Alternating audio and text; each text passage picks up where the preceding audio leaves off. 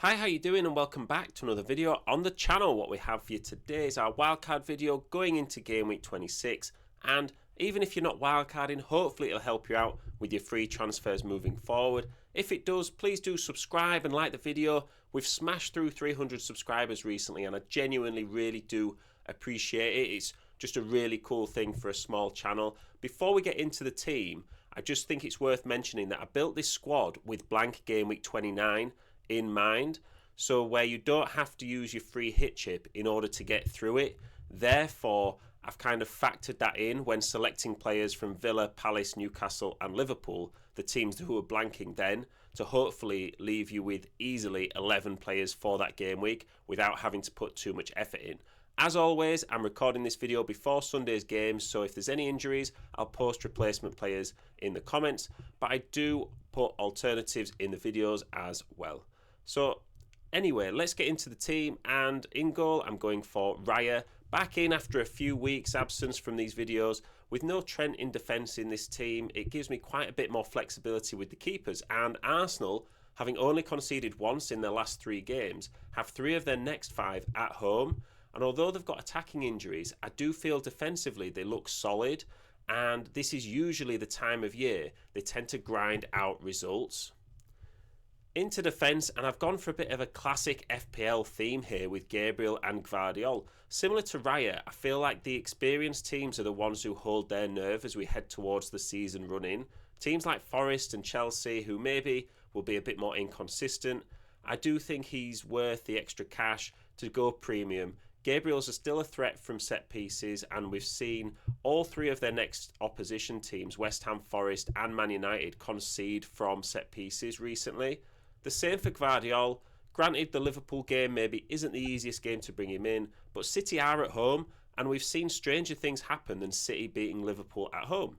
After that game, they also have a tremendous run all the way till the end of the season, where 7 of their remaining 12 games are against teams in the bottom 9. Especially if they get knocked out of the Champions League, there'll be nothing else for them to focus on. Everyone was raving about Aït-Nouri a couple of months ago. Now the hype has gone. I think it could be worth another look. Between game weeks 28 to 34, Wolves play Everton, Southampton, West Ham, Ipswich, Spurs, Man United, Leicester.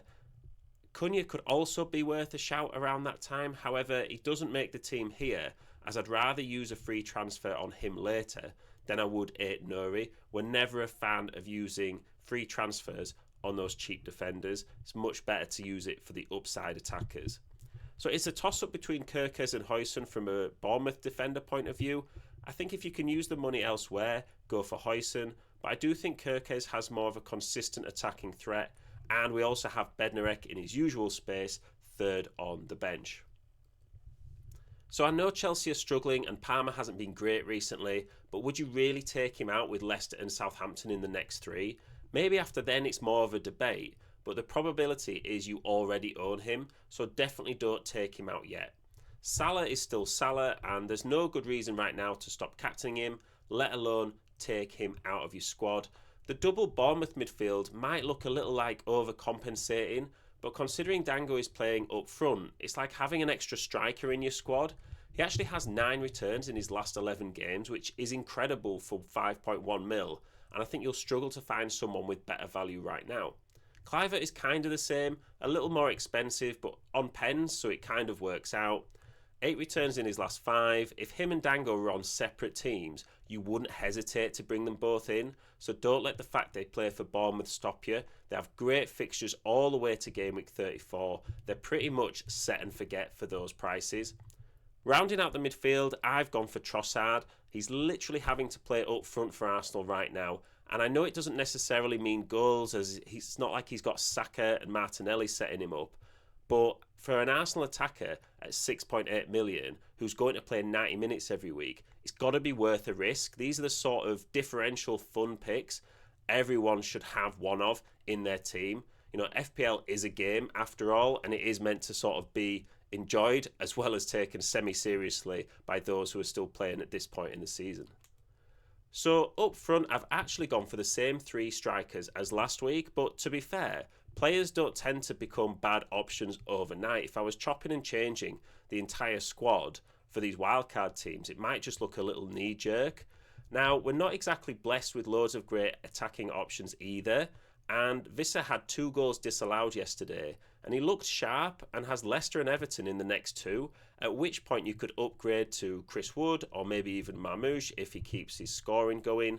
Mateta has 7 goals in his last 6 games, and I know he blanks in 29, but we do have to cover for that, and either side in game weeks 28 and 30. He plays Ipswich and Southampton, so surely he's worth a hold for then. I know Isak's goals have dried up a little bit recently, but he was in an incredible form, probably unsustainable, a bit like Haaland at the start of the season. He still has 2 goals in his last 4, and like we said before, there's not exactly amazing striker alternatives. Even if you downgraded to Chris Wood, there's not anywhere in this team where I think you desperately need that 2 million that you'd save. So shout out to Fantasy Football Hub. When I put this team into the team rater tool, came out at 96%, which is definitely on the higher side. Usually say mid to low 90s, you're on the right tracks. There's so many variables the data can't account for, but 96% is one of the highest ratings of the season, and I can kind of see why. A lot of consistency and good options throughout.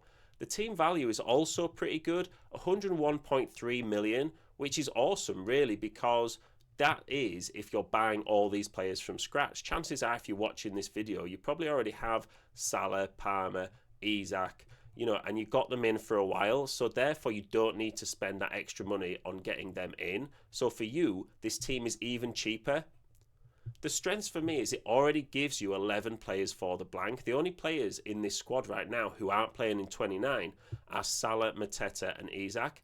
And you know what, if you have to play Bednarek for a week, that's absolutely fine. I think having a player like that gets you 2 points, well, how many times do players in your starting 11 get you 1 or 2 points anyway? It's pretty much 3 or 4 players every week, so it's not the end of the world.